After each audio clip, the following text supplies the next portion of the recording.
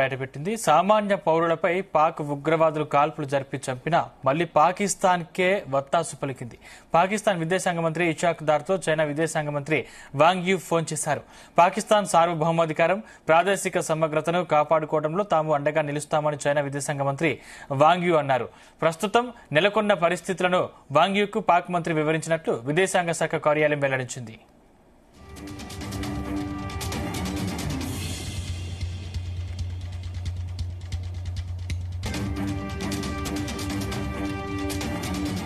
Right, ఇదే అంశానికి సంబంధించిన మరింత సమాచారం మా ప్రతినిధి శ్రీచరణ్ లైవ్ ద్వారా అందిస్తారు. శ్రీచరణ్. సందీప్, భారత్ జాతీయ భద్రతా సలహాదారు అజిత్ దోవల్ తో చైనా విదేశాంగ మంత్రి వాంగ్ యీకి ఫోన్ చేసి మాట్లాడినట్లు కూడా మనకు తెలుస్తోంది. పహల్గామ్ ఉగ్ర దాడి వల్ల భారత్ లో చాలా మంది అమాయకులు ప్రాణాలు కోల్పోయారని, ఉగ్రవాదంపై కౌంటర్ అటాక్ చేయాల్సిన అవసరం ఉందని కూడా అజిత్ దోవల్ తెలిపారు.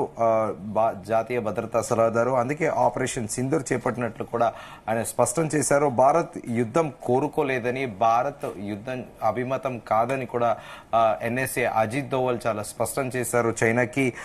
అయితే రెండు దేశాల కొంత నెమ్మదించి పరిస్థితులు చక్కబడతాయని తాము ఆశించినట్లు ఇరు దేశాలు కూడా సమయం పాటిస్తాయని కూడా ఆశించామని వాంగ్ యీ అన్నారని కూడా తెలుస్తోంది. అయితే సమస్యను మరింత పెంచకుండా విభేదాలు మాటలతో పరిష్కరించుకోవాలని కూడా సూచించారు. అయితే భారత్ పాకిస్తాన్ మధ్య కాల్పుల విరమణ ఒప్పందాన్ని కుదరని ఈ రోజు సాయంత్రం, అంటే దానికి ఎప్పుడైతే 5 o'clock కాల్ తీసుకున్నారో అప్పుడు చైనా కూడా ఆహ్వానించింది. కానీ మరోసారి చైనా తన వక్ర బుద్ధిని కూడా మరోసారి బయట పెట్టింది అని కూడా చెప్పాలి. అంటే ఇద్దరు కూడా హిపోక్రటిక్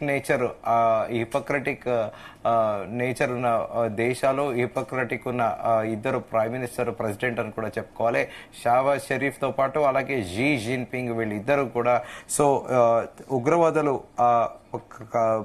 భారతదేశంలో పర్యాటకులపైన దాడి జరిపి వాళ్ళని కాల్చి చంపినా కూడా మళ్లీ పాకిస్తాన్కే ఒత్తాసు పలికింది. పాకిస్తాన్ విదేశాంగ మంత్రి ఇషాక్ దార్తో చైనా విదేశాంగ శాఖ మంత్రి వాంగ్ యీ ఫోన్ చేసి కూడా పాకిస్తాన్ సార్వభౌమ అధికారం, ప్రాదేశిక సమగ్రతను కాపాడుకోవడంలో తాము అండగా నిలుస్తామని చైనా విదేశాంగ మంత్రి వాంగ్ యీ మాటిచ్చినట్లు కూడా తెలుస్తోంది. ప్రస్తుతం నెలకొన్న పరిస్థితుల్లో వాంగ్ యూకి పాకిస్తాన్ మంత్రి వివరించినట్లు కూడా తెలుస్తోంది. అయితే ఉగ్రవాదానికే చైనా మద్దతు తెలుపుతోంది. సో ఇదంతా కూడా అంటే ప్రత్యేకంగా మనం చర్చించుకోవాల్సింది చైనా పాకిస్తాన్ ఎకనామిక్ కారిడార్. ఇది దీనిపైన ఓవరాల్ గా చైనా మోర్ దెన్ $57 బిలియన్ కూడా స్పెండ్ చేస్తోంది. ఇది కాష్గర్ దగ్గర ఈ రోడ్ అనేది ప్రారంభమవుతోంది. చెప్పాలంటే మన నియర్ బార్డర్ కారాకోరన్ పక్క నుండి ఈ రోడ్డు పాస్ అవుతుంది. ఇది గ్వాదర్ పోర్ట్, పాకిస్తాన్ లో ఉన్న గ్వాదర్ పోర్ట్ కి ఇది కనెక్టివిటీ. అట్లే యూరోప్ కి కూడా ఈ రోడ్ అనేది కనెక్టివిటీ ఉంటుంది. దీనికి ఇనిషియల్ గా చైనా పాకిస్తాన్ ఎకనామిక్ కారిడార్ అని కూడా పేరు పెట్టారు. సో ఇక్కడే అసలు ట్విస్ట్ ఏంటంటే ఇక్కడ చెప్పుకోవాల్సింది మనం బలూచిస్తాన్ ఇష్యూస్ గురించి ప్రత్యేకంగా చెప్పుకోవాలి. ఎందుకంటే బలూచిస్తాన్ లో ఉన్న న్యాచురల్ రిసోర్సెస్ ని ఇటు పాకిస్తాన్, చైనా కొల్లగొట్టాలని కూడా ప్రయత్నించాయి. సో ఈ రెండు దేశాలు కొల్లగొట్టే ప్రయత్నంలో బలూచ్ ప్రావిన్స్ లో ప్రత్యేకంగా చెప్పుకోవాలంటే రిచ్ ఇన్ న్యాచురల్ రిసోర్సెస్ అని కూడా చెప్పుకోవాలి. పర్టికులర్ గా మినరల్స్, ఎనర్జీ సోర్సెస్. అయితే ఇక్కడ ప్రధానంగా చర్చించుకోవాల్సింది కోల్ ఒకటి, కాపర్, అలాగే గోల్డ్ మైన్, అలాగే న్యాచురల్ గ్యాస్. ఈ 4 సహజ సంపద ఈ ఎక్కడ అంటే బలూచ్ ప్రావిన్స్ లో ఉంది. సో ఈ బలూచ్ ప్రావిన్స్ లో ఈ సహజ సంపదను కొల్లగొట్టాలని చైనా భావిస్తుంది. సో అందుకే పాకిస్తాన్ కి ఎప్పుడు కూడా నాసికరమైన 2 నెంబర్ మాల్ వెపన్లు అనేటివి ఇస్తుంది. పాకిస్తాన్ కూడా ఎటు గతి లేక అటు అమెరికా ఇచ్చినప్పటికీ కానీ ఇక్కడ ఇండియాతోని వార్ చేయాలంటే ఖచ్చితంగా చైనాని అడుక్కోవాల్సిన పరిస్థితి. చైనా కూడా పాకిస్తాన్ బలూచ్ ప్రావిన్స్ ని క్యాష్ చేసుకోవడము, అలాగే ఈ బెల్టన్ రోడ్ ఎప్పుడైతే ఇనిషియేషన్ చేసిందో యూరోప్ వరకు కూడా ఆ రోడ్డు మార్గానికి పాకిస్తాన్ చైనా అనేది చాలా అలుకగా దొరికిందని కూడా చెప్పుకోవాలి. సో పాకిస్తాన్ లో ఉన్న సమస్యల్ని చైనా ఎన్కాష్ చేసుకొని అప్పుడు ఇప్పుడు మన లోకల్ ఫోక్ లాంగ్వేజ్ పరిభాషలో చెప్పాలంటే ఒక బిచ్చం అడిగినప్పుడు ఒక బిచ్చం వేసినట్టు పాకిస్తాన్ కి ఎప్పుడు ఏది కావాలంటే అది చైనా ఇవ్వడము. కానీ ఇక్కడే బలోచ్ లిబరేషన్ ఆర్మీ తిరగబడినప్పటి నుంచి చైనా తోక ముడిచిందని చెప్పాలి. ఇప్పుడు ప్రస్తుతానికి తాత్కాలికంగా పాకిస్తాన్ చైనా ఎకనామిక్ కారిడార్ అనేది ప్రస్తుతం తాత్కాలికంగా ఆగిపోయింది. ఎందుకంటే ఎక్కడైతే ఈ గ్వాదర్ పోర్ట్ అనేది చాలా స్ట్రాటజికల్ గా చైనాకి చాలా మోస్ట్ ఇంపార్టెంట్ ఇది. సో అక్కడ ఈ బలూచ్ ఆర్మీ అసలు చైనీస్ ఆర్మీని కనిపిస్తే కూడా తరిమి కొట్టారు. సో తాజాగా మనం చూస్తున్నాము బలూచిస్తాన్ లిబరేషన్ ఆర్మీ పాకిస్తాన్ సోల్జర్లు కనిపిస్తేనే వెంటబడి వేటాడి కూడా కాల్చి చంపుతున్నారు. సో ఇక్కడ దీనికి ప్రధానంగా మనం చర్చించుకోవాలి. ముందుగా అనుకున్నట్టు కోల్ ఒకటి, కాపర్ ఒకటి. కోల్ అంటే సహజంగానే ఆఫ్రికా కాంటినెంట్ లో ఉంది, మన ఇండియాలో కూడా ఉన్నాయి పలు రాష్ట్రాల్లో, జార్ఖండ్, తెలంగాణతో పాటు ఇంకా మిగతా రాష్ట్రాల్లో కూడా, గోవాలో కూడా ఉండే. కానీ గోవా అప్పట్లో మనోహర్ పారికర్ ఆయన ముఖ్యమంత్రిగా ఉన్నప్పుడు గోవాలో కోల్ మైనింగ్ అనేది కూడా ఆపేశారు. సో దీనికంటే ముఖ్యము న్యాచురల్ గ్యాస్, అలాగే దాంతో పాటు గోల్డ్ మైనింగ్. ఒక బంగారు బాతు లాంటి స్థలము బలూచ్ ప్రావిన్స్. సో ఈ బలూచిస్తాన్ ప్రావిన్స్ ని చేజిక్కించుకోవాలని చైనా మొదటి నుంచి కూడా కన్నేసింది. సో అందుకే పాకిస్తాన్కి అవసరం లేకున్నా కూడా మిత్రత్వాన్ని కావాలని కలుపుకొని ఎప్పుడు కూడా పాకిస్తాన్కి బ్యాక్ ఎండ్ నుండి చైనా సపోర్ట్ చేస్తూ ఉంది. సో తాజాగా భారత్ పాకిస్తాన్ల మధ్య ఉద్రిక్తలు నెలకొన్న నేపథ్యంలో చైనా మరోసారి ఉగ్రవాద దేశానికే మద్దతుగా నిలవడం కూడా గమనార్హము. అయితే ఇప్పుడు బలూచిస్తాన్ పరిస్థితి ఏంటంటే దాదాపు 44% జియోగ్రఫికల్ గా బలూచ్ ప్రావిన్స్ అనేది బలూచిస్తాన్కి చెందింది. కానీ వాళ్ళ జనాభా పరంగా చూస్తే కేవలం 7 నుంచి 8% మాత్రమే ఉన్నారు. గడిచిన 70 ఏళ్లలో ఏనాడు కూడా అక్కడ వాళ్ళకి విద్య, వైద్య, ఉపాధి అవకాశాలు ఏవి కూడా పాకిస్తాన్ ప్రభుత్వాలు ఇప్పటి వరకున్న ప్రధానమంత్రి వరకు కూడా ఏనాడు కల్పించలేదు. వాళ్ళని నిర్లక్ష్యం చేస్తూ కూడా వచ్చారు.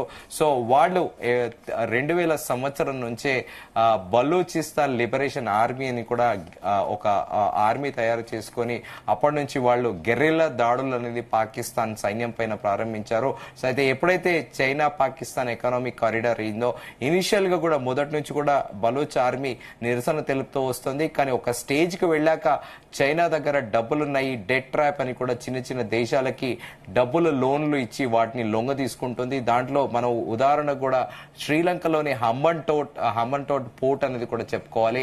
ఆ మలైకా స్ట్రైట్స్ అనేది స్ట్రాటజికల్ గా అక్కడి నుంచి అంటే ఈ క్రూజ్లన్నీ, వాణిజ్య నౌకలన్నీ కూడా అక్కడి నుంచే వెళ్తుంటాయి. సో అక్కడ ఇండియాకి చెక్ పెట్టేటందుకు శ్రీలంకలోని హంబన్ టోట్ పోర్ట్ ని కూడా చైనా డెట్ ట్రాప్ శ్రీలంకకి లోన్లు ఇచ్చి కూడా శ్రీలంకని కంట్రోల్లో పెట్టుకోవాలని చూసింది. దీంతో పాటు ఇప్పుడు సిమిలర్ గా బలూచిస్తాన్ కూడా ఇంకా పాకిస్తాన్ ఆర్మీ సాయంతో బలూచ్ లిబరేషన్ ఆర్మీ పైన దాడులు చేస్తూ అక్కడ ఈ సహజ సంపదను కొల్లగొట్టాలని చూసింది చైనా. కానీ బలూచిస్తాన్ లిబరేషన్ ఆర్మీ ఎప్పుడైతే తిరగబడిందో చైనా సోల్జర్లు, చైనా ఇంజనీర్లు, చైనా వర్కర్లు అందరూ కూడా పాకిస్తాన్ ఆర్మీ సూపర్విజన్ ఉంటే మేము అక్కడ పని చేస్తామని, లేకపోతే తాము వెళ్లిపోతామని చెప్పడము, మళ్ళీ చైనా పాకిస్తాన్కి ఆర్మీ సాయం కోరడము, పాకిస్తాన్ ఆర్మీ అక్కడ గస్తీ కాస్తే పనులు సులువుగా అవుతాయని చెప్పడము. సో ప్రస్తుతం తాత్కాలికంగా ఆ పనులన్నిటి కూడా బ్రేక్ పడ్డాయి. కానీ చైనా మాత్రము ఇంకా ఇప్పటికీ ఆ పాకిస్తాన్ ని ఒక వనరుగానే, అంటే ఒక అవకాశంగా పాకిస్తాన్ ని వాడుకుంటుంది. కానీ పాకిస్తాన్ దీంతైనా కూడా ఒక మొద్దు మెదడు అని కూడా చెప్పుకోవాలి. సో ఎప్పటికైనా కూడా మాల్దీవ్స్ అనే ఒక చిన్న దేశం కూడా చైనా ట్రాప్ లో పడిపోయింది. ఆఫ్రికాలో కూడా కొన్ని కంట్రీలు ఇప్పటికే చైనా దగ్గర తీసుకున్న అప్పుని కట్టలేని పరిస్థితిలో ఉన్నాయి. శ్రీలంకలో కూడా చూసాం మనం 2 సంవత్సరాల కిందట క్రైసిస్ ఎలా వచ్చిందో. సాక్షాత్ ప్రెసిడెంట్ ఇంటికి, ప్రైమ్ మినిస్టర్ ఇళ్లలోకి వెళ్లి ఆ బెడ్ల మీద వాళ్ళ ఇంటి బెడ్రూమ్ కి వెళ్లి నిరసన తెలిపారు. వాళ్ళ ఆఖరికి ప్రైమ్ మినిస్టర్, ప్రెసిడెంట్ కూడా పారిపోయే పరిస్థితి. టొమాటో కేజీ 200 రూపాయలు, పెట్రోల్ దాదాపు లీటర్ 300 రూపాయలు కూడా పోయింది. ఆ శ్రీలంక క్రైసిస్ కి కూడా కారణం ప్రధానంగా ఈ డెట్ ట్రాప్ ఏదైతే చైనా ఉంటుందో అందరికీ లోన్లు ఇస్తూ ఉంటది. సో తాజాగా ఇప్పుడు పాకిస్తాన్ కి ఇండియా పైన పాకిస్తాన్ ఇండియాకి ఉద్రిక్తల మధ్యలో కూడా చైనా పాకిస్తాన్ కి సపోర్ట్ చేయడం కూడా ఈ బలోచ్ ప్రావిన్స్ లో ఉన్న న్యాచురల్ రిసోర్సెస్ గురించే తప్ప పాకిస్తాన్ పైన ప్రేమ లేదు. కానీ పాకిస్తాన్ కి ఆ వక్రబుద్ధికి, ఈ చైనా వక్రబుద్ధికి సరిగా సరిపోయిందని కూడా చెప్పాలి. సో రీసెంట్ గా కూడా మనము ఉదాహరణకు కూడా చెప్పుకున్నాము, చైనా ఇచ్చేది కూడా అన్ని అంటే ఏదైనా కూడా మ్యానుఫ్యాక్చరింగ్ అమ్యునేషన్స్ లో అంటే ఆయుధాలు ఏదైనా ఉంటుందో తన దగ్గర క్వాలిటీకి సంబంధించిన అమ్యునేషన్స్ పెట్టుకుంటుంది. కానీ వేరే దేశాలకు అమ్మేటప్పుడు కూడా నాసికరము. ఇంకా పాకిస్తాన్ కి అయితే తక్కువ రేటుకి 2 నెంబర్ మాల్ అనేది ఇస్తూ ఉంటది. సో ఇప్పుడు చైనీస్ పాకిస్తాన్ వాడుతున్న రాడర్స్ కానీ, పాకిస్తాన్ వాడుతున్న చైనీస్ జెట్ ఫైటర్స్ కానీ భారత వాయుసేన కుప్పకూల్చింది. అమెరికా లాంటి F-16 F-17 భారత్ వాయుసేన కుప్పకూల్చింది. ఇంకా చైనా 2 నెంబర్ జెట్ ఫైటర్లు భారత్ వాయుసేనకు ఒక లెక్కే కాదు. కానీ ఇప్పుడు అంశమంతా కూడా తీవ్రవాద దేశానికి చైనా మద్దతు ఇవ్వడము, అలాగే చైనా డైరెక్ట్ గా ఇన్వాల్వ్ అవ్వకుండా గ్లోబల్ గా, ఎందుకంటే ఇండియాకి అంతే వసుదైక కుటుంబంలో ఇండియా ఎప్పుడు కూడా భావిస్తుంటుంది. ప్రధాని నరేంద్ర మోదీ కూడా పలు అంతర్జాతీయ వేదికలపైన ఇదే మాట చెప్పారు. సో ఇప్పుడు ఇండియాకి ఫ్రాన్స్ సపోర్ట్ చేస్తుంది. ఫ్రాన్స్ తో పాటు యూరోప్ లో కొన్ని కంట్రీస్ మద్దతు ఇస్తున్నాయి, ఇజ్రాయెల్ మద్దతు ఇస్తుంది. అలాగే రష్యా కూడా మొదటి నుంచి కూడా రష్యా ఇండియాకి క్లోజ్ అయ్యి, సో రష్యా ఒకవేళ మళ్ళీ చైనాని ఎక్కడ వాన్ చేస్తుందో అని ముందస్తుగా బ్యాక్ ఎండ్ చైనా టర్కీ ద్వారా కూడా ఈ జెట్ ఫైటర్లు అలాగే ఈ అమ్యునేషన్స్ అన్ని కూడా చైనా పంపిస్తోంది. ఇప్పుడు తాజాగా పాకిస్తాన్ కే చైనా మద్దతు ఇవ్వడం కూడా గమనార్హము. సో భారతదేశము ఈ విషయంలో ఎలాంటి బెరుకు వెనుకు కూడా లేదు. ఇజ్రాయెల్ పలుమార్లు కూడా ఇండైరెక్ట్ గా కూడా ఇండియాకి చాలా సార్లు కూడా చెప్పింది, పాకిస్తాన్ లోని న్యూక్లియర్ వారెడ్ ప్లాంట్ మీ తరఫున మేము పేల్చేసి వస్తాము, మీరు అనండి అని చెప్పడము. అలాగే దీంతో పాటు పాకిస్తాన్ చైనా మొదటి నుంచి మనం 2020 కరోనాతోని చైనీస్ వైరస్ ఏదైతే ఉందో అది ఒక జెనెటికల్ వైరస్ కాదు, అదొక మ్యాన్ మేడ్ వైరస్ అని కూడా తెలియంది. ఆ చైనీస్ వైరస్ వల్ల భారతదేశమే కాకుండా ప్రపంచం అంతా కూడా అతలకుతలమైన విషయం తెలిసిందే. సరిగ్గా ఆ 2020లో కూడా ఇండియా చైనా స్టాండ్ ఆఫ్ సందర్భంగా కూడా ఒక రోజు జూలై 5వ తేదీ 2020వ తేదీన ఇటు ఇరాన్ తో పాటు పాకిస్తాన్ చైనా ఏకకాలంలో భారతదేశం పైన దాడి చేయాలని కూడా చూశాయి. అప్పుడు ఇజ్రాయెల్ మొసాద్ ఏజెంట్లు, ఇజ్రాయెల్ మొసాద్ గురించి మనం ప్రత్యేకంగా చెప్పుకోవాలి. World number 1 spying agents. Mossad కి ఏదైనా ఇన్ఫర్మేషన్ కానీ ఏదైనా కావాలి అంటే మాత్రం మొసాద్ శైలి వేరు. వాళ్ళు చాలా వెరీ సాఫిస్టికేటెడ్ టెక్నాలజీలో కానీ స్పైయింగ్ లో కానీ మొసాద్ తర్వాతనే ఈవెన్ వరల్డ్ సిఐఏ కూడా మొసాద్ తర్వాతనే చెప్పుకోవాలి. ఇదే మొసాద్ ఇజ్రాయెల్ ఒక డెడ్ ఆపరేషన్ అని చెప్పాలి.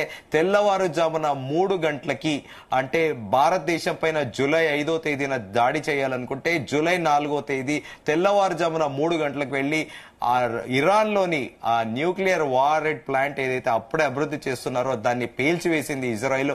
అప్పుడు కూడా ఆ మీటింగ్ కి విదేశాంగ మంత్రులు అందరూ హాజరయ్యారు. ఆ మీటింగ్ లో భారత్ చైనాకి కూడా స్టాండ్ ఆఫ్ ఒక పెద్ద ఎత్తున ఇంకా 3వ ప్రపంచ యుద్ధం వస్తుందా అన్న రీతిలో కూడా చైనా మ్యాసివ్ గా బార్డర్స్ లో ట్రూప్స్ ని డిప్లాయ్ చేయడము మన అందరం కూడా చూసాము. అప్పుడు ఇదే ఎన్ఎస్ఏ మన భారత జాతీయ భద్రతా సలహాదారు అజిత్ దోవల్ కూడా చైనా పాకిస్తాన్ ఇరాన్ పన్నాగాన్ని ఒక బ్లూ ప్రింట్ తో చూపెట్టడము, ఇదే చైనా విదేశాంగ మంత్రి నోరెళ్లబెట్టడం కూడా జరిగింది. సో చైనా ఎప్పుడు కూడా భారతదేశం పైన కుట్రలు కూడా చేస్తోంది. మరోసారి కూడా చైనా భారత్ పట్ల కుట్రపూరితంగా ఎలా ఉందనేది కూడా చాలా స్పష్టంగా మనకు తెలుస్తోంది. సందీప్, శ్రీచరణ్, అంటే ముఖ్యంగా చైనా పాకిస్తాన్ కి మద్దతునిస్తే అంటే అమెరికా ఏ విధంగా రియాక్ట్ అయ్యే అవకాశం ఉంది? డెఫినెట్ గా అమెరికా మనం పదే కూడా చెప్పుకున్నాము. వరల్డ్ లో ఎప్పుడైనా సూపర్ మెస్సీ పవర్లు రెండు, ఒకటి అమెరికా, ఒకటి రష్యా.